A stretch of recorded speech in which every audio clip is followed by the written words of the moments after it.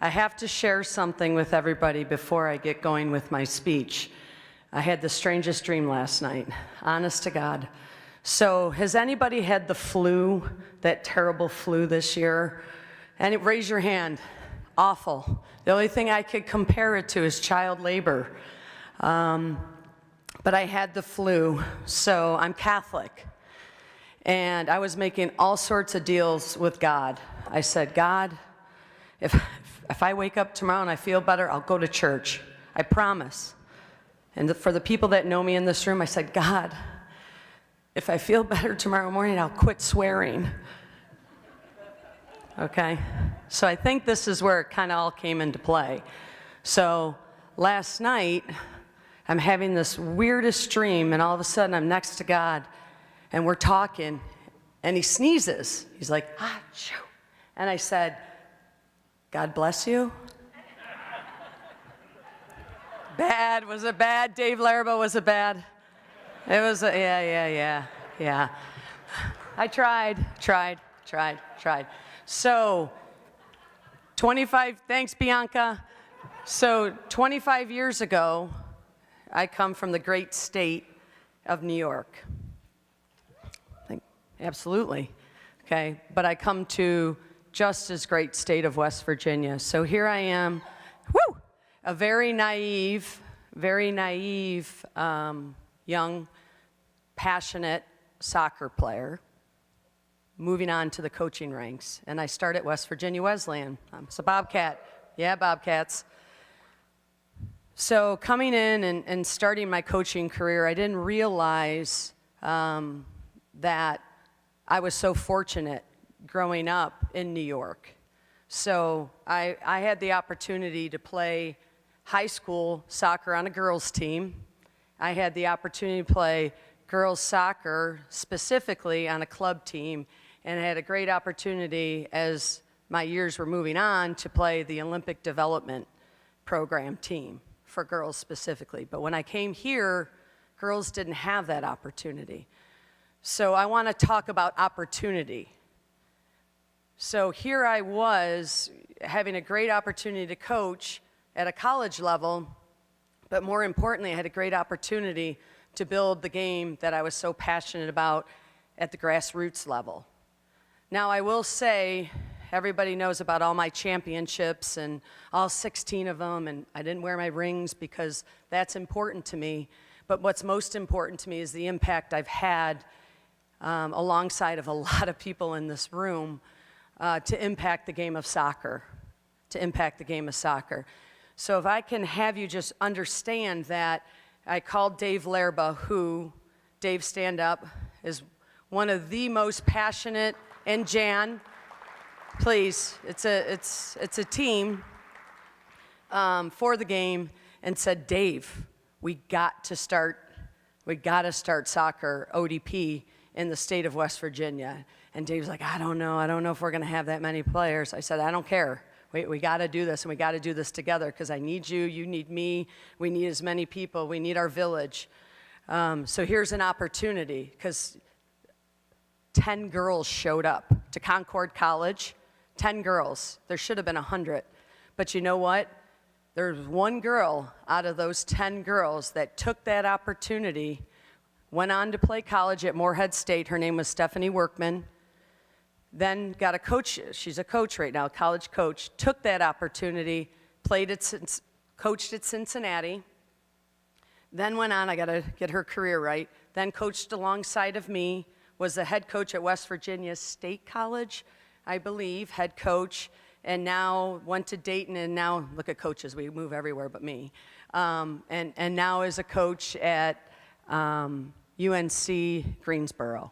So that opportunity out of 10, that one person got the opportunity because she was passionate, and a lot of people in this room were passionate. So let's talk, and I know Bobby Gray can attest to this, and Bobby, I don't want to leave you out, and I'm going to leave a lot of names out, so I want to make sure I recognize the passion in this room, because it just takes one. It's so contagious. So I remember, and I talk about opportunity, and, you go to my field now at Dreams Work, or you go to Dick Delesk, literally, and I know it's not saying a lot, I pull into this 4-H camp at an ODP camp we're running.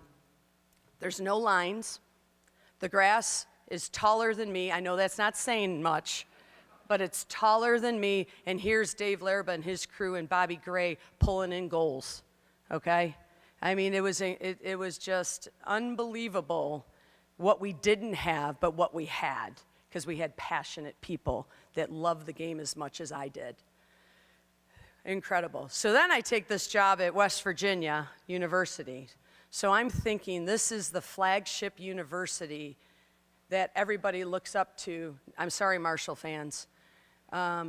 That people look up to in athletics. I always say in recruiting, it's a step below professional, but a step above college. Okay, there's my pitch, okay? But it's true. And I couldn't be in the ivory tower. I couldn't be in the ivory tower. I had to continue my passion to grow the game. So I came to Morgantown, and again, and I'm going to say names, girls just started playing high school soccer on a girls' team. I know Holly is being honored. Holly Riki, okay? And then there's no club soccer here in town. And Paul Marco, who was the men's coach at the time, I said, Paul, you got to just help me. We got to build this. And he was so happy to be part of that, to build that girls' side. So then, here I am going, oh my God, I got to build a program. Okay, I got to build a WVU soccer program from nothing. But I also got to build this sport that we all love, because again, it was so important to have that passion and build the sport.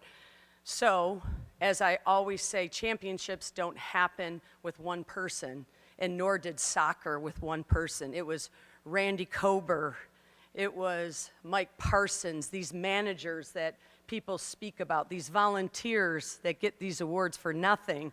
But without managers and without passionate people, nothing could happen. And it was never just about me. But here we go, we get a club team, right? So here's now WVU soccer losing 10-0 to Notre Dame, okay? 10-0 to Notre Dame, losing to UConn my first year 11-0. And then here's West Virginia ODP going up to, where we go, Ryder, losing with my youth teams 11-0 to New Jersey, losing to Eastern New York 11-0. It was just insane, the losses we took early on. But with that being said, all of a sudden, we were catching them. We were catching them. We were building. We were building. We were building. So we go up to regionals. I remember Ian Stone. He was the coach at St. John's for ODP. And we tied Eastern New York. It was like we won the lottery. We tied them, and he couldn't believe it. He's like, and it was obviously the worst loss in their history to lose to West Virginia. But it was one of those moments that I'll never forget, because these youth kids played so hard, and they won that battle. They won that battle. And it was about us just keep pushing. And then we had this special woman, Charlotte Moran. And for those of you who didn't get to meet Charlotte, she always pushed for West Virginia. Always pushed for us, because she knows we were the little people. But we were fierce. We might have been little, but we were fierce. And she always pushed for us when we went out of state. So again, West Virginia losing, the ivory tower, trying to build it, and then youth, right? So 2 years ago, moving forward, and Jim Adams, I got to talk about you, my friend. 95, I'm going to go back, and I apologize. I should have wrote this out. Everyone told me, write your speech. Jim Adams, I know. 95, Navy wouldn't play WVU on turf, and we had to play inside the football stadium because we didn't have a facility at that point. And I didn't know what to do, and he had this game. So here's Jim Adams. Jim, stand up. Yep. Okay, come on, Jim. So when you talk about You talk about passionate people just coming together. You know, it's like a chain. You're always stronger with more links, right? So here's Jim, who came out there, cut the grass for me out at Laurel Point when it was just a, you know, what did we call that? Like it used to be an old mining, yeah. So we would train out there, we'd play out there, and we'd have like coal dust all over us. But there he went. He lined the fields for us. He cut the grass for us, and I'll never forget that. We lost to Navy, but I sure did gain a great, passionate friend. So I'll always appreciate that. But Jim also did the same thing for nothing up at Laurel Point for so many years for our local club team, and I'll never forget you for that, and I always appreciate what you did for our club team back then. Thank you. So I've talked about opportunity. I had this great opportunity, and I would imagine that somebody else would have stepped in and done just as much, if not more, than what I did. But I've always been committed to the responsibility of growing the game and growing the passion. And, you know, my biggest thing is enthusiasm gets you places, but also to give back to the game that gave me so much. So I talked about the losses, right? So here is now West Virginia University playing in a national championship game. But before that, thank you, it's not about me, but before that, we're playing North Carolina. Okay, we're playing North Carolina. Now you gotta remember, youth players would just get beat up, they'd go and they'd get beat up by other states. We know we're underpopulated, we're young in years of development. So here I start hearing, you know, and of course, I'm getting text messages because my daughter's club team is down in North Carolina. You could not find a West Virginia kid not wearing West Virginia soccer because they were so proud that they could represent West Virginia soccer against all those Tar Heels down in North Carolina. So I can tell you that not only did that win mean the most and an incredible opportunity for my players, but it was also a very incredible opportunity for me, for our soccer community, because of what West Virginia represents, to feel really good about West Virginia soccer. So that was another great moment. Moving forward this summer, I was part of something super special. It was the first, and that's Theo, the first girls team to go, maybe Dave was trying to tell me there was another team that did it way back when, but the first team to go on to the championship game of regionals. They fell short of going on to nationals, but it was the first team. We beat Maryland, we beat Delaware, we beat Pennsylvania, so, oh baby, how far we've come, okay? So, to all my ponytails, and boys, don't take this wrong because I'm just on the girls' side, but I've coached a lot of boys in town and around, and I will continue to do that. To all the people that were my links to my chain that have contributed, and I apologize for the people I've missed, this incredible opportunity and passion for this game.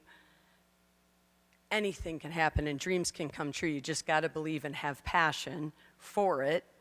But I want to thank everybody for the opportunity I have to give back to the game and to be here tonight.